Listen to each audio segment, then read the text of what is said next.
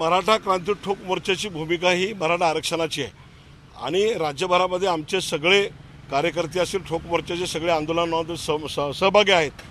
आबा पाटील भाजपचा विषय इथं येत नाही, प्रश्न आहे समाजाचा।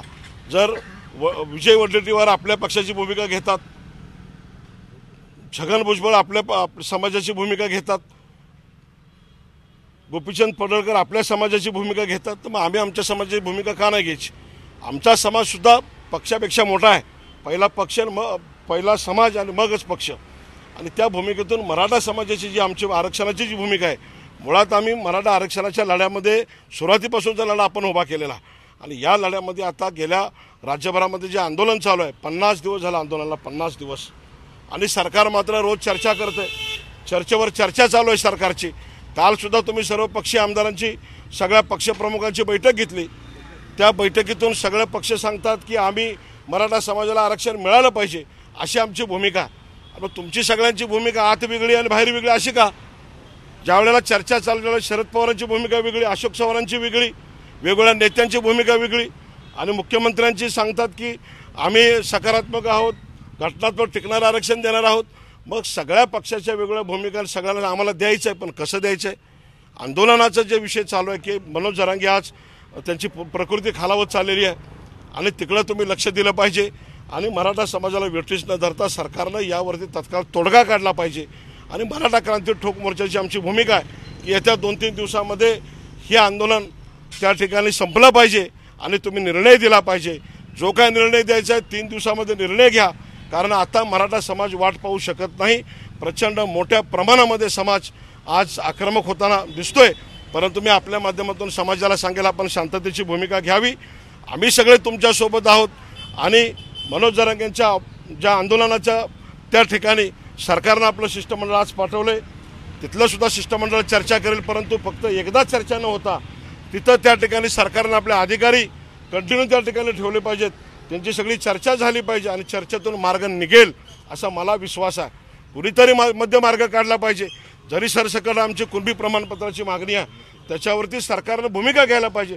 नुसतं तुम्ही म्हणताय की आमची बैठक झाली सकारात्मक आहे, हे चालणार नाही आणि आम्ही आज चालू देणार नाही। लोकप्रतिनिधींच्या घरावर हल्ले झाल्यानंतर लोकप्रतिनिधी एकत्र आले आणि त्यांनी आपल्या हल्ल्याच्या विरोधात खरं तर ही बैठक घेतल्याचा एक सूर दिसून येते। मग असं असताना आंदोलक म्हणून तुम्ही का सगळे एकत्र येत नाही? आम्ही सगळे एकत्र आहेत, सगळे मराठा समाजाचं आंदोलन शांततेत चाललं आहे। मनोज जरांगेंचं जे आंदोलन आंतरवली सराटीचं, त्या आंदोलनाला सगळा क्रांती मोर्चा, ठोक मोर्चा सगळ्यांचा पाठिंबा आहे आणि त्याच्यामुळे बाकी कुणी वेगळी भूमिका घेतलेली नाही। एकच भूमिकेनुसार आम्ही सगळे बरोबर चाललेलो आहे आणि आमची सगळ्यांची आत्ता भूमिका आहे की हे आंदोलनाचा की जरांगे पाटलांच्या संदर्भामध्ये सरकारनं तत्काळ भूमिका घ्यावी आणि जर उद्या काही चुकीची घटना घडली तर सरकारला ते परवडणारं नाही आणि त्याच्यासाठी ठोक मोर्चा आता भूमिका घेतोय की मनोज जरांगेला लवकर न्याय द्या आणि म्हणजे समाजाला न्याय द्या, ही आमची ठोक मोर्चाची भूमिका आहे। पक्षापेक्षा समाज मोठा आहे तुम्ही असं आता म्हणालात, मात्र तुम्ही एका पक्षाचे मग त्या पक्षाच्या पदाधिकारी पदाचा राजीनामा तुम्ही देणार का? कारण नेहमी आबा पाटील यांच्यावरती आरोप झालेले आहेत की आबा पाटील हे पक्षाशी सुसंगत अशा पद्धतीची आपली भूमिका घेतात पक्षाला, त्याच्यावर तुमचं काय म्हणणं? कारण अनेक लोकप्रतिनिधी सुद्धा राजीनामा त्याच्यामध्ये ज्यावेळेला मी पक्षामध्ये का गेलो की ज्यावेळेला मराठा समाजाच्या विद्यार्थ्यांचे प्रश्न होते आणि त्यावेळेला सुटत नव्हते आणि म्हणून मी त्यावेळेला पक्षप्रवेश केला आणि त्याच्यामुळे 18,500 युवकांना या शासनामध्ये लावून दिलेला आहे। परदेशी शिक्षणासारखा GR निघत नव्हता, तो GR त्या ठिकाणी झालेला आहे। अनेक योजना सवलती होत्या, त्याच्यामध्ये आम्ही पाठपुरावा करून त्या ठिकाणी सरकारच्या माध्यमातून करून घेतला। दुसरा मुद्दा जे MPSC राज्यसेवेच्या सारथीमध्ये फक्त 250 जागा होत्या, त्या 250 जागेवरनं आपण जवळपास 750 जागा करायला लावल्या। MPhil PhD सारखा विषय होता, 8वी 9वी 10वीच्या विद्यार्थ्यांना शिष्यवृत्ती चालू केले। हा फायदा पक्षात जाऊन आम्ही समाजासाठी करून घेतला। जर गोपीचंद पडळकर आपल्या समाजासाठी पक्षात गेल्यानंतर 1000 कोटी आणतात, त्यांनी आपल्या समाजातल्या मुलांच्यासाठी खाजगी शिक्षण संस्थेमध्ये 25,000, ग्रामीण भागाला आणि शहरी भागाला 35,000 रुपये दिलेले आहेत।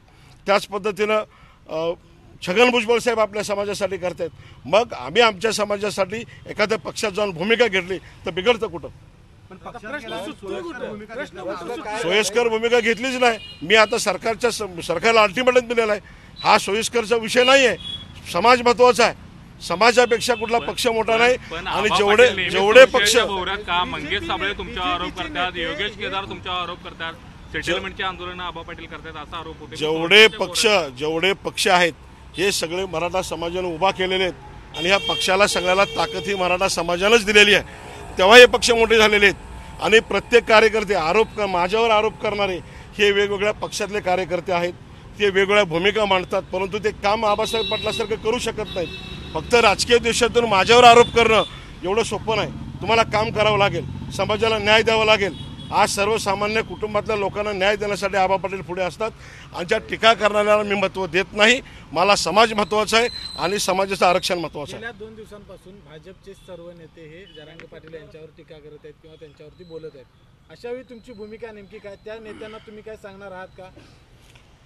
आत्ता जी भूमिका आहे भाजपने ठरवले जरांगे पाटलांच्यावर टीका करायची नाही, भाजपचा इथं विषय येत नाही. 4-2 लोक कोण बोलले असतील तर ती त्यांच्या भूमिका आहेत, पक्षाच्या भूमिका आहेत का हे पण आपण तपासलं पाहिजे. जे कोण बोलते त्याला उत्तरसुद्धा देणारे आमच्यासारखे आहेत.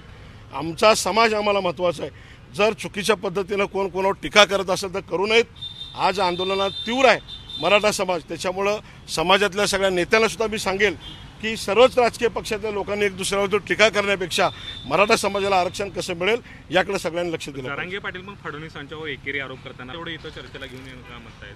नाही, जरांगे पाटलांनी ह्या सगळ्या भूमिकेवरती कुठल्याच राजकीय पक्षाच्या संदर्भामध्ये न बोललेलं बरं.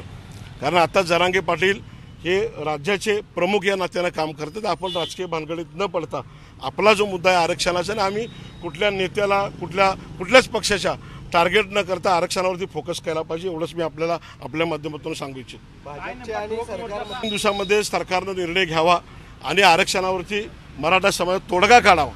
कारण चर्चेतून तोडगा निघेल की सरकार फक्त बैठका घेऊन विषय सुटणार नाही. तर मनोज जरांगेंच्यासाठी हा निर्णय लवकर होणं अपेक्षित आहे. कारण आरक्षणही महत्त्वाचं आहे आणि मनोज जरांगे सुद्धा आम्हाला महत्त्वाचे आहेत. यासाठी ठोक मोर्चा सुद्धा त्यांच्यासोबत आहे. महाराष्ट्रातले अनेक तरुण आता आत्महत्या करतायत, त्या घरावरती हल्ले करायला. अशा परिस्थितीत मग आता नेमकं काय केलं पाहिजे वाटते तुम्हाला? सर्व युवकांना मी आवाहन करतो की आपण लढणारे आहोत, आम्ही भिडणारे आहोत. की छत्रपती शिवरायांचा मावळा हा अटक ते कटक आणि तंजावर ते पेशावरपर्यंत धडकलेले मराठे आहेत. आम्ही आत्महत्या करून स्वराज्य मिळवलेलं नाही. आपण लढून रक्त सांडून हे स्वराज्य उभा केलेलं आहे. या सगळ्या युवकांना सांगतो, लढणारा मावळाच आहे, परंतु आत्महत्या करणारा कधी छत्रपती शिवरायांचा मावळा असू शकत नाही किंवा तो मराठा असू शकत नाही. त्यांनी आंदोलन करावी, सामील व्हावं, लढून आरक्षण मिळवावं, कुणी आत्महत्या करू नये. जर आपण स्वतःला मराठा म्हणतो, छत्रपतीचा मावळा म्हणतो, तर त्या सगळ्या मावळ्या नावानं आहे की कुणी आत्महत्या करू नका. जे पक्ष आपल्याला म्हणतात त्या ठिकाणी भाजपनं अनेक कामं केली, एकीकडे त्यांचं कौतुक करताय आणि दुसरीकडे त्यांच्यावरतीच टीका करून या ठिकाणी आपण सध्या जी परिस्थिती आहे त्याच्यावर बोललं पाहिजे. जी वस्तुस्थिती आहे त्याच्यावर बोललं पाहिजे. जिथं चूक आहे तिथं चूक आहे, बरोबर आहे तिथं बरोबर आहे. एकीकडे त्याने दिलेलं आहे ते मांडलं पाहिजे. 70 वर्षात कुठल्या पक्षानं आम्हाला काही एक ओळीची सवलत योजना दिली नाही. भाजप सरकार सत्तेत आल्याने दिलं ना, त्यांनी ते मांडलं पाहिजे आणि स्वीकारलं पाहिजे. आणि ज्याने दिलं नाही त्यांच्याबद्दल आम्ही नाराज नाही, त्याला बोललो नाही आम्ही त्यांच्या विरोधामध्ये. जे खरं आहे ते खरं आहे. डबल भूमिका घेणारा आबा पाटील नाही आहे. मी समाजाचा आहे आणि समाजासाठी आम्ही शेकडो केसेस आम्ही अंगावर घेतलेले आहेत. आम्ही स्वतः आंदोलन केलेले आहेत, समाजाला न्याय मिळवून दिलेला आहे. त्याच्यामुळे आमची भूमिका ही समाजाची आहे, कोणतंही राजकारण नाही. आणि त्याच्यामुळे सरकारला एवढंच सांगायचं आहे की याच्यावरती तत्काळ सगळ्या चर्चा करून तुम्ही तोडगा काढावा.